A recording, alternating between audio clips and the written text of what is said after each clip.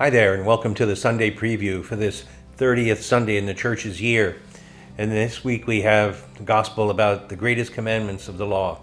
It's from chapter 22 of St. Matthew's Gospel, verses 24 to 34 to 40. And it goes like this. When the Pharisees heard that Jesus had silenced the Sadducees, they gathered together, and one of them, a scholar of the law, tested him by asking, "Teacher, which commandment in the law is the greatest?" He said, "You shall love the Lord your God with all your heart, all your soul, and with all your mind. This is the greatest and the first commandment. The second is like it. You shall love your neighbor as yourself. The whole law and the prophets depend on these two commandments." The Gospel of the Lord. Back in Jesus' time, the Pharisees had created over 630 laws, very detailed prescriptions about every area of human activity. Pretty much everything you could think of, there was a law for it, Jewish law.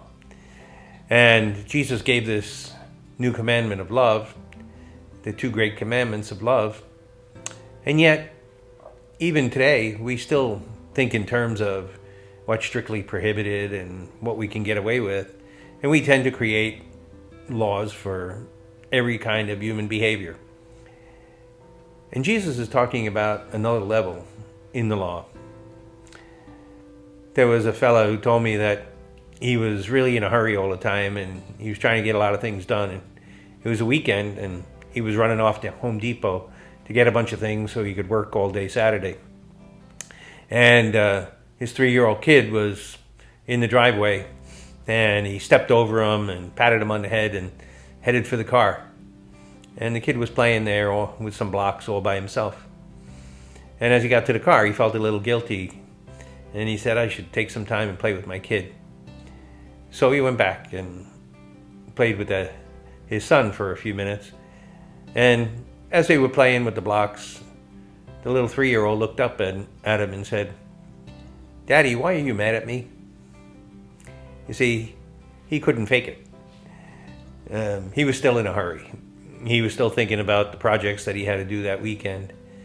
And it was what was on the inside that mattered. And even a 3-year-old can pick that up. Sometimes they're the best at it. Jesus is talking about what's on our inside. What's the interior disposition of our heart? Does what we do and the rules we follow come from a place of love for God and for others? Do we love God with all our heart and all our soul and all our strength? Do we really love the others like ourselves? That's a hard thing to do. There was a woman who was, taking care of her mother. She had just had surgery, so she brought her to her own home and was looking after her and had all her pills in the pill boxes and scheduled all her appointments and was cooking her food just the way the doctor said and so on and so forth, and was really going out of her way to knock herself out to care for her mother, to get her well. And nonetheless, there was a lot of tension there.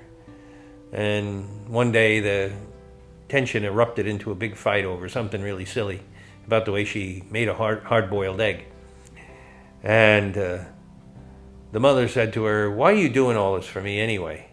And she said, "Well, I got to get you healthy, and I got to get you to be able to go home, and I got to get you to the point where you can look after yourself," and so on and so forth. And the mother just said, "That's a lot of bunk." And the daughter was shocked and hurt and offended. And the mother just said, "You're doing it because we love each other." And sometimes we have to go back to that inner core and ask ourselves, are we really doing it out of love for God and for others? Or is it just another job, another task, another rule? Or does it really go to the core of who we are? That's the great commandment that Jesus is talking about.